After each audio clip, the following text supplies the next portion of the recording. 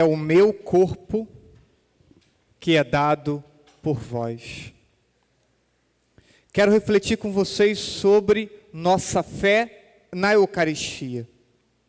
E ao mesmo tempo aproveitarmos a oportunidade para suplicarmos a Deus que tenha piedade de nossa pouca fé. E ainda, como Tomé, implorarmos a Deus: Senhor, aumentai a nossa fé. Queremos tantas coisas de Deus, mas o que Deus considera essencial para nós, não valorizamos como deveríamos.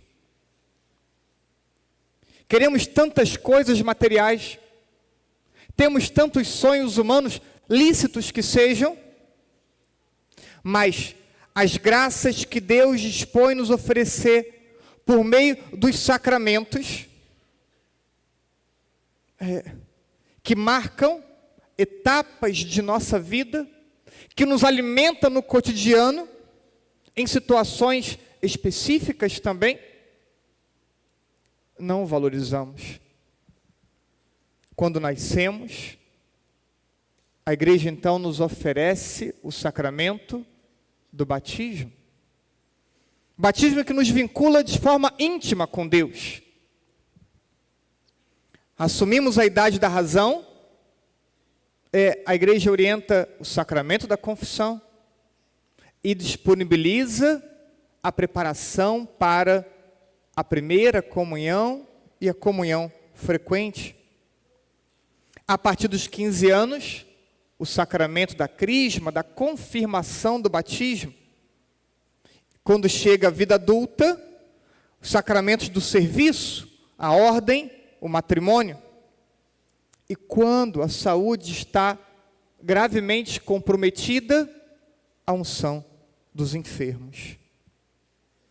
Mas percebemos que o católico vem negligenciando a própria vida sacramental. Quantos que declaram católicos já não procuram batismo para os seus filhos, quando novos? Quantos que, podendo se aproximar de Deus arrependido e pedindo perdão, não fazem? Quantas pessoas sem impedimento algum já não mais comungam? Para terem uma ideia, menos da metade das pessoas de uma assembleia recebem Jesus em comunhão. Na missa de domingo de manhã dos idosos, esse número é maior um pouquinho. Na missa de domingo à noite, mais jovens, esse número é menor. Pense, nem metade da igreja comunga habitualmente. É ou não? É estranho. Supondo fé na presença real de Jesus na Eucaristia. A Eucaristia é oferecida a nós como alimento que sacia. Ouvimos no Evangelho, Lucas, capítulo 9, versículo 17. Todos comeram e ficaram satisfeitos. A palavra se reporta à multiplicação dos pães, e a multiplicação dos pães é colocada nessa Eucaristia como uma imagem da própria comunhão, do próprio corpo e sangue consagrado. Portanto, corpo e sangue consagrado é alimento que sacia. Mas o católico vem deixando de receber Jesus em comunhão. Não só no final de semana. Oferecemos Santa Missa todos os dias, de manhã e à noite. Quantos poderiam comungar 1, 2, 3 vezes na semana e não o fazem? Quantas pessoas do lar, quantos aposentados poderiam receber Jesus na comunhão mais frequentemente e não fazem? Assim como nosso corpo precisa de alimento, por analogia, podemos entender que nossa alma também precisa de alimento. E nossa alma é alimentada pela oração e, sobretudo, pela Eucaristia. mas buscamos pouco, o que não permite nossa fé se desenvolver. Alimenta pouco o corpo, vai sentir fraqueza, vai ter um desenvolvimento prejudicado. Por analogia, pensamos em nossa alma, em nossa vida espiritual. Muitos querem a música, um momento forte emocional, uma pregação intensa. Tudo isso é lícito. E quando isso ocorre na missa, saem dizendo: a missa foi maravilhosa. Mas não precisamos necessariamente de uma música maravilhosa, de uma oração emocional, de uma pregação efusiva para que a missa seja maravilhosa. Por quê? Porque nós temos duas mesas: a mesa da palavra e a mesa da comunhão. E precisamos nos alimentar de ambas as mesas. Não busquem uma fé emocional quando temos a palavra para nos alimentar e quando temos a Eucaristia para nos alimentar. É em torno dessas duas mesas que se dá a nossa vida de fé. E você e eu somos católicos. Portanto, precisamos da Eucaristia. Tomara que hoje essa celebração possa reacender em seu coração o desejo e a consciência de que nós somos necessitados da Eucaristia. Deus permitiu alguns milagres eucarísticos para nos ajudar. Li uma frase de Jesus a uma mística que dizia assim: eu faço milagres para os cegos e os surdos, mas eu não quero fazer milagres porque eu quero que creiam pela fé. Deus não quer a todo momento ter que dar provas da sua presença, da sua ação. Ele quer que você e eu possamos crer que quando o sacerdote repete as palavras de Jesus, tomando em suas mãos o pão e o vinho, depois da consagração, então é corpo e sangue de Cristo. Mas como vocês e eu parecemos com Tomé, Deus então nos deu inúmeros milagres eucarísticos. Mas atenção, no Evangelho de Mateus, capítulo 13, versículo 58, assim como em outros lugares, Jesus deixou de realizar milagres pela falta de fé. Jesus, na sua cidade natal, na sinagoga, estava ali ensinando, e mestres da lei dizendo: esse aí não é o filho de José, o filho do carpinteiro? Poderiam dizer: o filho daquele homem pobre, como pode ter tanto entendimento, tanta sabedoria? Sendo irônicos, debochados. E Jesus então diz, que não pôde fazer muitos milagres, por quê? Pela dureza de coração. Cuidado com o risco de termos corações duros, de sermos homens e mulheres de pouca fé. Mas quero citar 2 milagres. E hoje, de modo excepcional, vou deixar na apresentação também o que estou dizendo e algumas imagens. Primeiro milagre que quero citar em Buenos Aires, milagre recente, relativamente recente, no ano de 1996, numa igreja, ao término de uma celebração, uma pessoa encontra uma partícula da Eucaristia consagrada, leva até o padre coloca essa partícula no recipiente com água e conserva no sacrário, procedimento padrão, para que a partícula se dissolva, e depois que ela se dissolve, coloca então na planta, e assim fez o padre.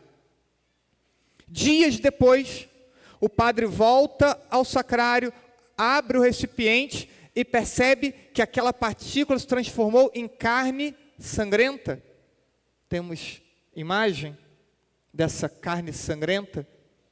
Bem, ele então mantém no sacrário e leva o assunto até o cardeal de Buenos Aires, que na ocasião era o cardeal Jorge Bergoglio, foi o nosso Papa Francisco.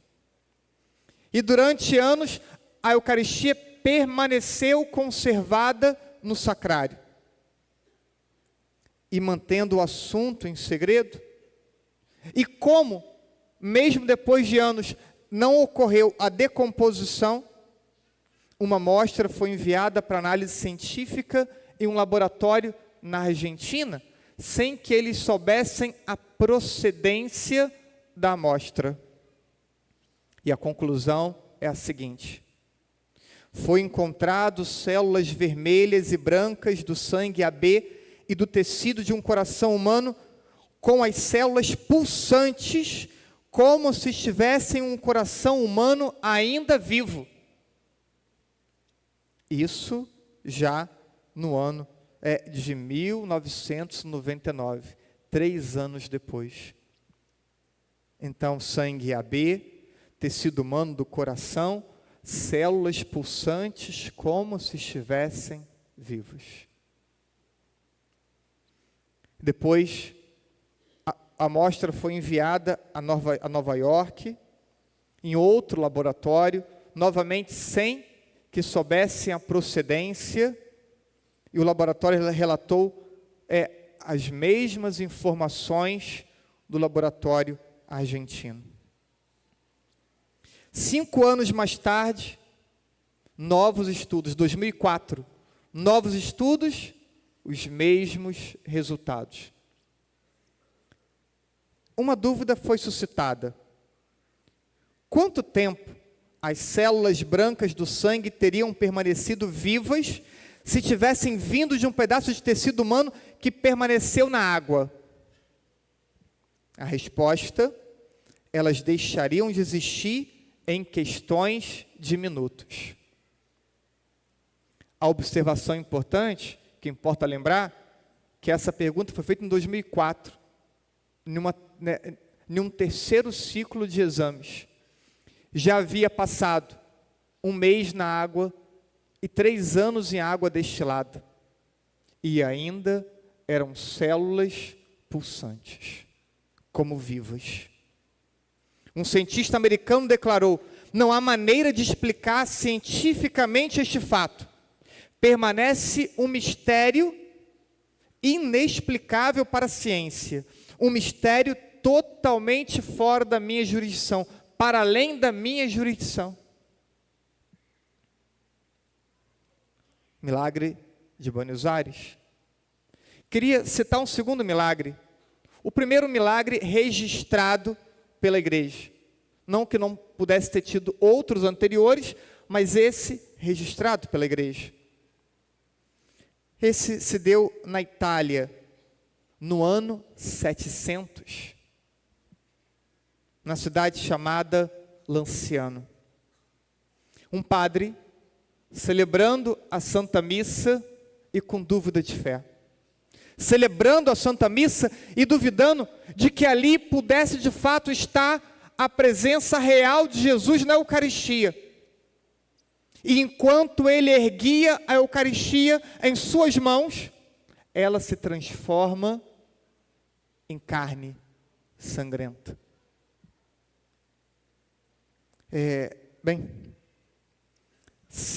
Exames foram feitos e se trata de um sangue AB, trata de tecido de coração humano, preservados, vivos, durante 1.300 anos.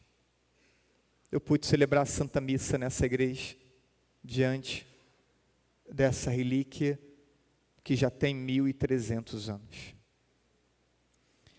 Em 1970, foram realizados novos estudos, e os resultados confirmaram carnes, tecido cardíaco humano, do miocárdio, parte muscular do coração, sangue AB, o mesmo sangue do Santo Sudário.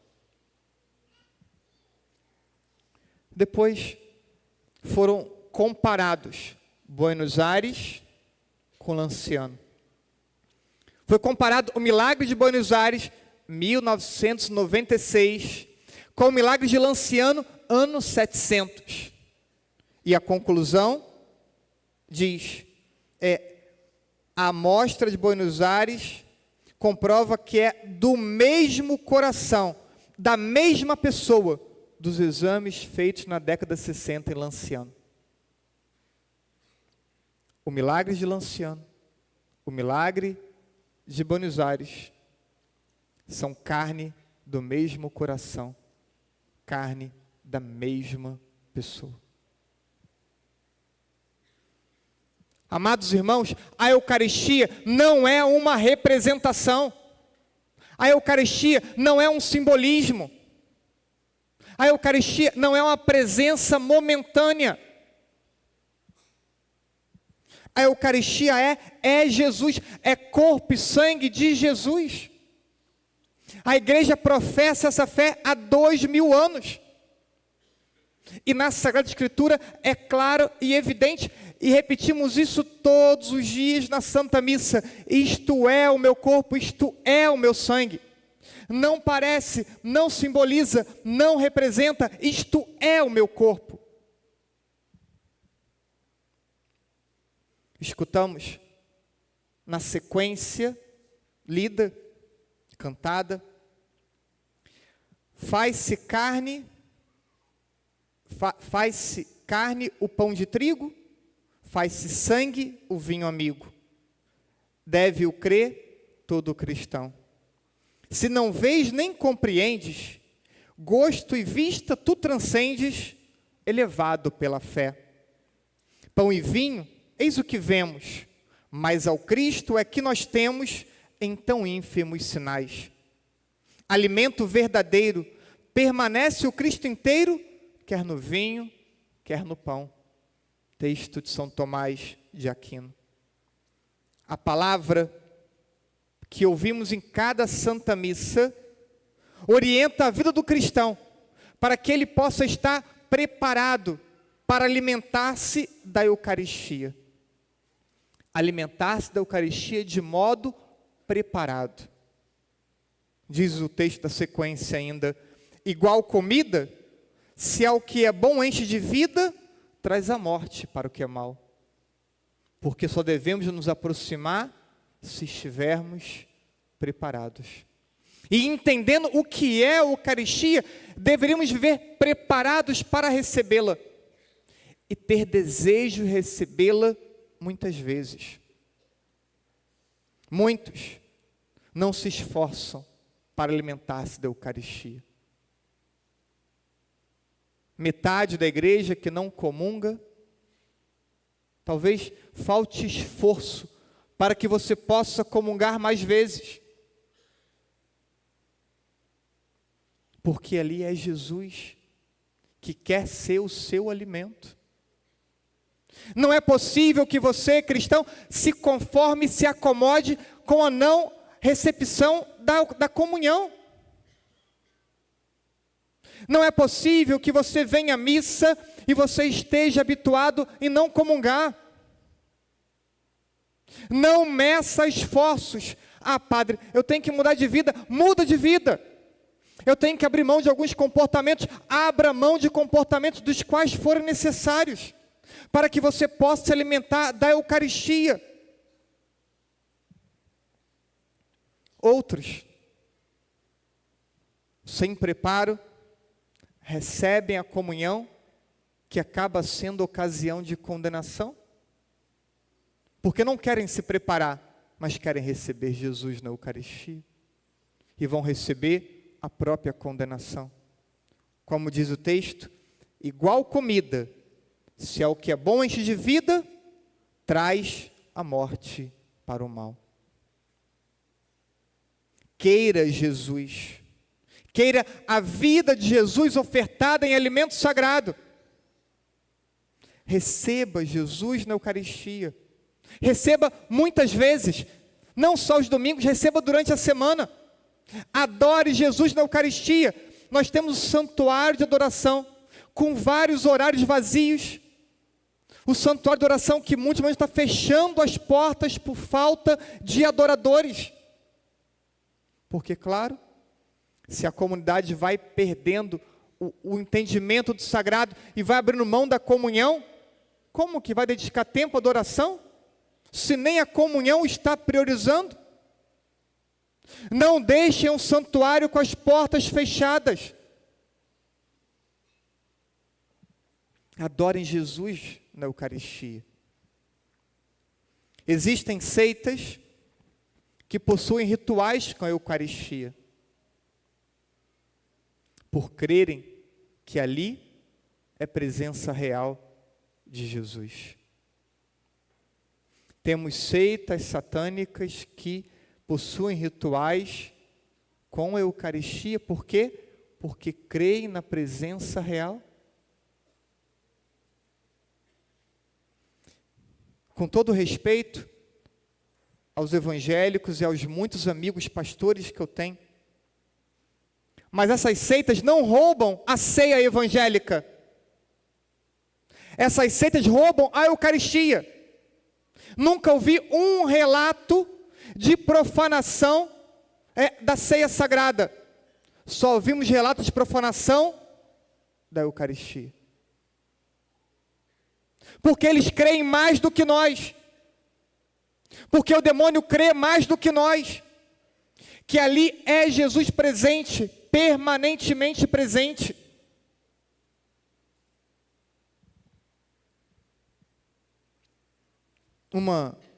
Um bandista de família veio me pedir para casar na igreja, e eu tentava dissuadi-la, dizendo: essa não é a tua religião, cumpre os ritos na tua religião.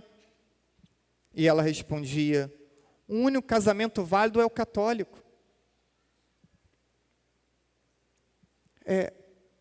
Toda a minha família é batizada na igreja católica, ela dizia, porque o batismo é da igreja católica. E ainda vários ritos umbandistas são feitos nas missas. Eles cumprem o rito no terreiro e vêm participar da celebração.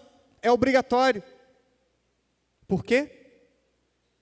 Porque eles creem no sacramento mais do que tantos católicos creem. Podemos questionar e dizer: não é devido, não era para ser assim. E eu concordo, não era para ser assim. Mas eles creem, e creem mais do que nós cremos, do que muitos de nós cremos. Quantos não católicos acreditam mais do que nós na presença real de Jesus na Eucaristia? Você pode receber Jesus na comunhão, por que não faz? Você pode se colocar de joelhos e adorar Jesus, por que não faz? Será que você pode dizer: eu creio com todo o meu coração na Eucaristia, mas o seu comportamento te afasta da comunhão e não te coloca em adoração? Estranho. Que fé é essa que você professa, mas não comunga, mas não adora?